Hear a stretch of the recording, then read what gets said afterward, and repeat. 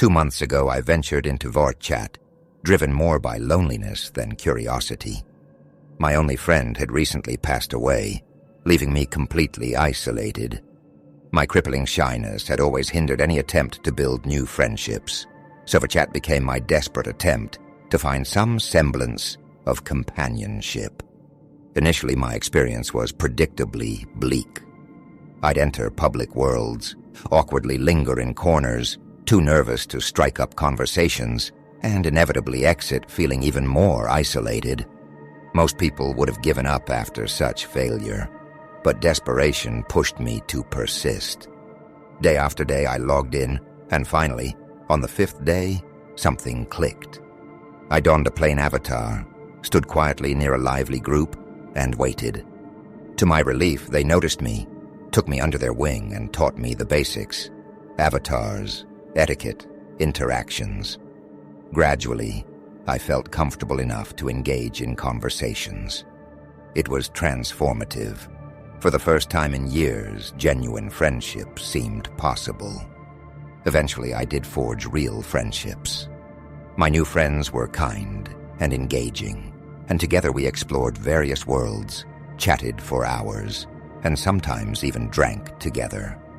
VRChat became a comforting escape, a virtual home. However, my newfound comfort was abruptly disrupted about a week ago.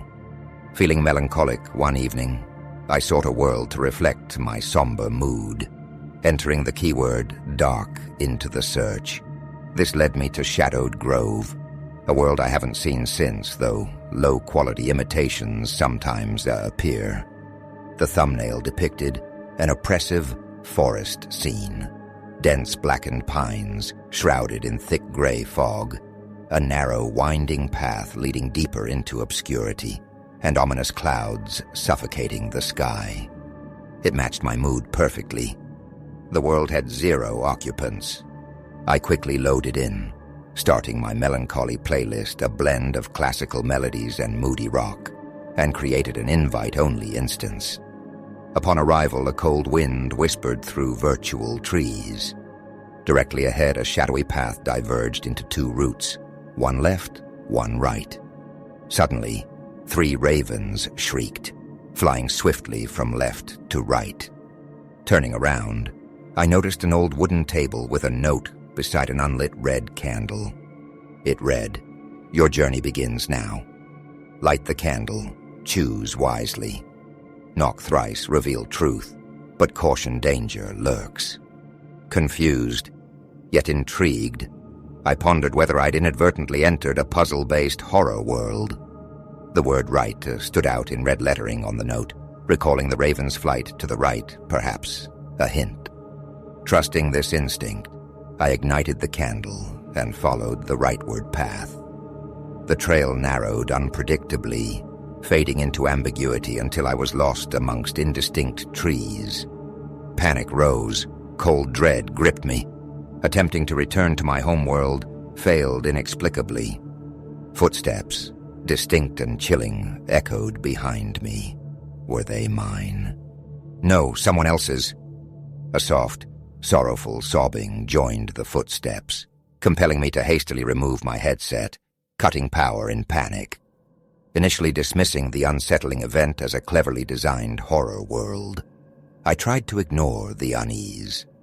Later that evening, while relaxing with friends atop a skyscraper hangout, I noticed a strange avatar standing motionless, staring at me, a pale figure in a long black trench coat, glowing eyes wide open, mouth gaping into darkness. When I mentioned him to a friend, she visibly tensed, quickly suggesting we relocate. Yet wherever we moved, his presence persisted, always watching. Eventually, we abandoned the instance altogether. The following evening, alone, I visited a nighttime driving world, blasting upbeat music to dispel lingering anxiety.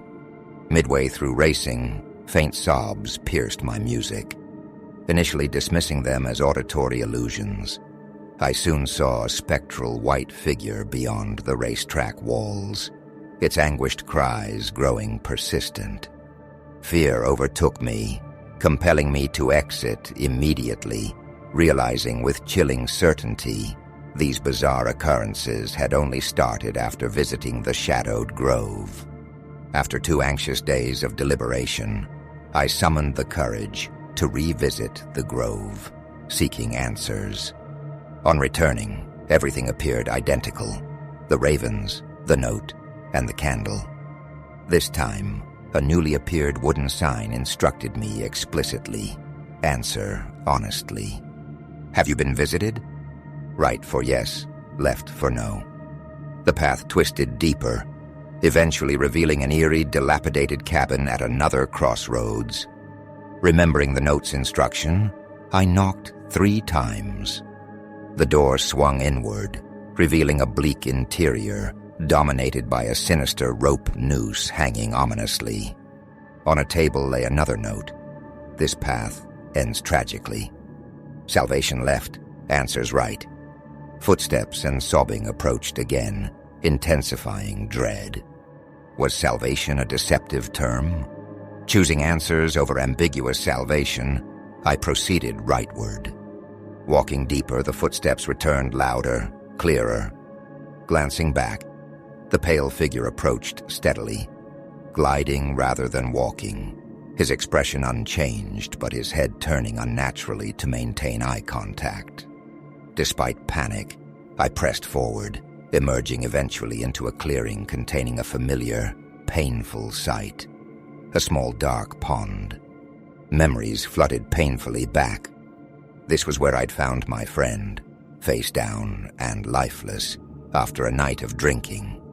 I blamed myself relentlessly for his death. Frozen, overwhelmed with guilt, I stared into the water, seeing the pale figure behind me reflected clearly. An eerie comfort settled as I felt a hand on my shoulder and a whispered apology. Understanding struck profoundly. The apparition was my unresolved grief, embodied. Pulling off my headset, clarity dawned painfully. 7 days had passed without contact from any friends. Isolation consumed me again. My arms bore familiar scars, faded purple layered beneath fresh, angry red cuts. I barely felt any more. Staring across my room, the unused headset remained untouched, atop a dresser, next to my sketchbook, open to a haunting sketch of the pale figure standing amidst serene, yet sorrowful scenery. Realizing VRChat no longer provided the escape or solace, recognizing that my virtual friendships offered only shallow comfort, I knew something had to change. Purposefully rising, brewing strong coffee, and setting a blade purposefully beside my sketchbook, I hesitated briefly. Instead, I opened a fresh page and began writing determinedly. 2 months ago, I ventured into VRChat, and as the words flowed, I realized I wasn't merely retelling my story. I was confronting my past, piece by painful piece, determined not to let it define my future. Perhaps healing began not in escaping, but in acknowledging every shadow, every sorrow, every regret, and understanding that while I couldn't rewrite history, I could author a new chapter filled with purpose and courage.